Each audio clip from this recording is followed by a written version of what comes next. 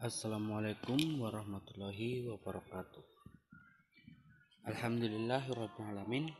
Wassalatu wassalamu ala asrafil anbiya'i wal mursalin wa ala alihi washabihi ajmain, amma ba'du. Wasilah. Sejak zaman Nabi Muhammad SAW, bahkan hingga kini masih banyak kita dapati orang-orang penggalap berkah di kuburan-kuburan tertentu, terutama orang-orang yang dianggap saleh, wali Allah dan lain sebagainya. Namun ketika ditanya, apakah engkau menyembah kuburan? Mereka pun menjawab, oh tidak, kami tidak menyembahnya. Maka mereka menjawab, kami hanya sekedar ziarah dan berdoa supaya mendapat barakah atas kunjungan kami ke kuburan ini.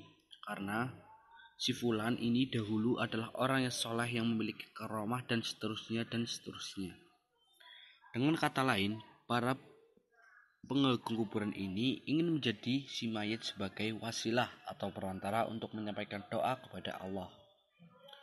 Padahal ucapan mereka ini sudah diabadikan dalam Al-Quran. Dan orang-orang yang mengambil pelindung selain Allah berkata, kami ingin menyembah mereka, melainkan supaya mereka mendekatkan kami kepada Allah dengan sedekat-dekatnya. Quran Surat As-Zumar ayat 3. Ma'asyiral mukminin rahimakumullah. Apakah pelaku perbuatan seperti ini tidak termasuk bahwa ritual berdoa itu adalah termasuk bagian dari ibadah? Berdoa adalah ibadah, sebagaimana yang dikatakan Rasulullah Shallallahu Alaihi Wasallam. Beliau bersabda, doa itu adalah ibadah. Sedangkan banyak sekali dalil yang menyebutkan bahwa berdoa langsung kepadanya. Jika engkau memohon, mohonlah kepada Allah, dan jika engkau meminta pertolongan, mintalah kepada Allah. Hadis riwayat Tirmizi. Bukan ibadah atau berdoa meminta-minta di kuburan. Oleh karena itu, menjelang wafatnya Rasulullah Shallallahu Alaihi Wasallam bersabda, laknat Allah atas orang-orang Yahudi dan Nasrani di mana mereka telah menjadikan kuburan para nabi mereka sebagai masjid. Semoga Allah membinasakan kaum Yahudi. Mereka menjadikan kuburan para nabi mereka sebagai masjid atau tempat ibadah. Hadis riwayat Muslim. Ma'asyiral mukminin rahimakumullah. Apakah Allah Ta'ala membutuhkan perantara antara dia dengan hambanya? Dia antara pembatal keislaman adalah menjadikan selain Allah sebagai perantara pada Allah dalam berdoa, meminta syafaat hingga bertawakal padanya. Bagaimanakah bentuk menjadikan selain Allah sebagai perantara yang terjatuh dalam perbuatan syirik, dan kapan mengambil perantara tidak dianggap syirik? Perilaku diketahui bahwa menempatkan perantara antara hamba dan Allah ada dua hal yang dimaksud. Pertama, perantara untuk tersampainya risalah atau ajaran Islam antara Allah dan umatnya, maka itu benar adanya. Bahkan jika perantara seperti ini diingkari, maka seseorang bisa kafir. Harus ada penyampai risalah antara hamba dan Allah melalui utusan dari malaikat dan melalui utusan dari manusia. Oleh karena itu, jika ada yang mengatakan bahwa kita tidak butuh perantara dalam risalah dan bisa mendapatkannya dari Allah secara langsung tanpa melalui perantara tersebut sebagaimana kata Sufiyah, mereka mengatakan bahwa mereka mengambil ilmu dari Allah secara langsung tanpa melakukan perantara Rasul. Maka seperti ini kafir berdasarkan ijma ulama. Kedua, perantara antara hamba dan Allah yang membuat seseorang meminta doa padanya, meminta syafaat padanya, dan bertawakal padanya. Perantara semacam ini jika ada yang menempatkannya, ia kafir secara ijma ulama. Karena perlu dipahami bahwasanya tidak ada perantara antara diri kita dengan Allah dalam hal ibadah. Bahkan kita harus beribadah dan berdoa pada Allah secara langsung tanpa melalui perantara.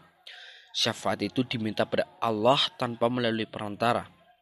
Kemudian kita pun bertawakal pada Allah tanpa melalui perantara karena Allah Ta'ala berfirman, berdoalah kepadaku, niscaya akan kuperkenakan bagimu. Quran Surat Ghafir ayat 60. Siapa yang menetapkan butuhnya perantara dalam doa, maka ia kafir. Karena pada saat itu ia telah menjadikan antara dirinya dan Allah perantara, sehingga dipalingkanlah ibadah pada selain Allah untuk tujuan takorup atau mendekatkan diri padanya. Hal ini serupa dengan perkataan orang musyrik, dan mereka menyembah selain daripada Allah apa yang tidak dapat mendatangkan kemudaratan kepada mereka dan tidak pula kemanfaatan, dan mereka berkata, mereka itu adalah pemberi syafaat kepada kami di sisi Allah. Quran Surat Yunus ayat 18. Jika kita membantah mereka bahwasanya ini syirik, mereka malah menyangkal sembari menjawab, ini hanyalah perantara antara diri kami dengan Allah. Mereka pun menjawab, kami tidak meyakini mereka adalah pencipta, pemberi rizki, dan mengatur alam semesta selain Allah. Kami cuma menjadikan mereka sebagai perantara antara diri kami dengan Allah. Nanti merekalah yang menyampaikan hajat-hajat kami kepada Allah, lalu mereka melakukan penyembelihan, mengagung-agungkan, melakukan nazar kepada mereka orang soleh dengan alasan bahwa mereka orang soleh adalah perantara antara diri mereka dengan Allah. Inilah sebenarnya syirik yang terjadi di masa silam, sebagaimana Allah Ta'ala berfirman, dan orang-orang mengambil wali atau pelindung selain Allah, kami tidak akan menyembah mereka, melainkan supaya mereka mendekatkan kami kepada Allah dengan sedekat-dekatnya. Sungguhnya Allah akan memutuskan di antara mereka tentang apa yang mereka berselisih padanya. Sesungguhnya Allah tidak menunjuk orang-orang yang pendusta dan sangat kufur. Quran Surat As-Zumar ayat 3. Perbuatan yang mereka lakukan dengan menjadikan selain Allah sebagai perantara disebut dusta dan kufur. Menjadikan selain Allah sebagai perantara dan hanya sebagai sebab. Jika yang terjadi adalah menjadikan selain Allah sebagai perantara hanya sebagai sebab saja, namun mereka tidak berdoa padanya, tidak menyembelih untuknya, tidak pula bernazar padanya, mereka pun meyakini bahwa ibadah hanya untuk Allah. Kita tidak boleh beribadah kecuali pada Allah. Namun perantara tersebut hanya dijadikan sebab untuk mendekatkan diri pada Allah menurut sangkaan mereka. Lantas mereka meminta pada Allah melalui kedudukan selain Allah tadi dan meminta melalui haknya. Amalan semacam ini dinilai bid'ah dan wasilah menuju syirik. Karena Allah tidaklah memerintahkan kita untuk menjadikan perantara dalam doa dan meminta syafaat. Dan seperti ini bukanlah sebab terkabulnya doa, karena menjadikan antara dirinya dan Allah perantara melalui orang solih atau seorang nabi. Maka itu adalah perkataan tanpa dalil. Kita diperintahkan untuk berdoa pada Allah, namun kita diperintahkan untuk mencari perantara.